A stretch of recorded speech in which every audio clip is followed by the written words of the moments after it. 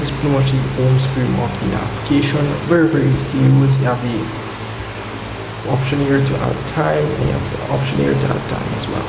So pretty much tap on this option here to connect the VPN. Again, go at the top here to pretty much select the server that you want to use. As you can see here, you have quite a lot of servers. As you can see here, you can scroll down for what you want, but there are only two specific servers, which is just Canada and United States. So I would recommend to just let it stay on the Smart Connect. We'll select the best server out of all of these here for you. So once you've done that, pretty much can go here and tap on the connection button. Here we'll ask for connection request. Stop on OK. We'll start connecting in no time. As you can see here, the countdown is running and pretty much we'll start connecting.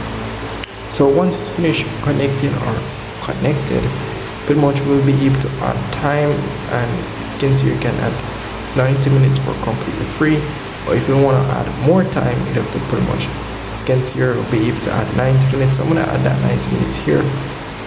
As you can see here, they pretty much give you a 30 minutes connection time, but you can add 90 minutes for free, and this over here be able to add 120 minutes as well. So you can tap on this again. You may be limited to how much time you can pretty much add 90 minutes for free, but that's pretty much how you use this VPN application. Very simple and easy to use, and if you have any problem, just let me know in the comment section, see if we can help you out.